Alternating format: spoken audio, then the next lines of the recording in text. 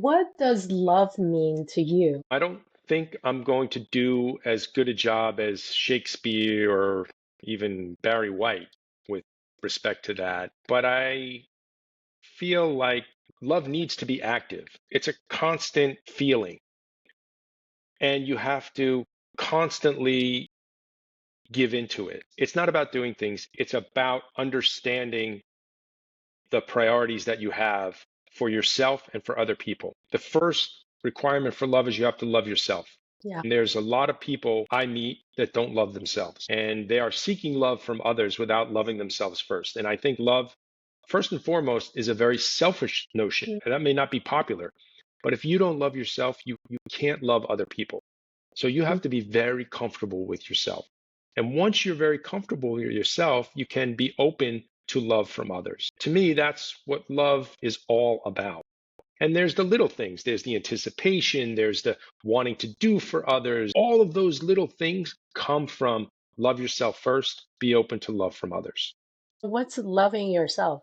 I'm an adult, I make decisions, and I don't apologize for those decisions. And that may be unpopular. For me, that's about loving yourself, making decisions that are good for you Yeah. because you have agency. I hear a lot of time everything is bad. Well, you have agency. You can change that. Look, in your mid 50s, you can become an actor. So I don't want to hear it from anybody. You are in control of your own destiny. Mm. I really believe that. That self-love leads to confidence, and that confidence leads to action. And you don't have to go from 0 to 100, incremental steps, all of this self-help stuff. It's very obvious to me. And I think that's why I've always had a lot of confidence. I've always been willing to try new stuff, and I've always been willing to fail. And failure is Mm. absolutely part of that. It's not a bad thing.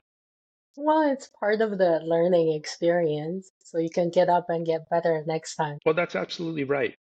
When you are not connected with self-love, what do you do to reconnect with your authentic self? I hate to be so gendered, but I think men are more creatures of habit than women. There's a lot of positivity there, there's a lot of negativity there.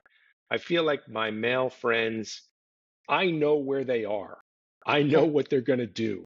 I know their habits. I'm just like that. And if I get out of my habits, I'm not comfortable. I'm not Mm. happy. I'm a gym rat. I go to the gym every day. If I'm traveling, I try to get a workout in, pick a corner and do yoga. I'll go for a run. So I feel like that brings me back to something that I'm very comfortable with. It's very mundane things. I like to go to the gym. I have a very strict diet. I don't like too much volatility around that. I really think about love a lot. And it is just breaking that down into yourself and others. I think Mm. it's a very simple concept that many people miss. There's no harm in focusing on yourself. Mm. As soon as people get more comfortable with who they are, don't make excuses for that. If you're a good person, you don't have to make excuses for who you are. If you're a good Mm. person, then you should love yourself. And if you love yourself, you will find a lot more love. You'll Mm. find loving friendships. Mm. The final thing I would say about it is what you give out comes back to you times two. So Mm. if you're pushing out good vibes, good feelings, positivity, that's going to come back to you two times. Mm. I know a lot of people, they get caught up in politics, they get caught up in a lot of things that they can't control. I don't really go in for that. I'm more about, what do I have agency over? And then Yeah. I try to be positive about it. That's so great. You're one of the most generous people I know. Thank you so much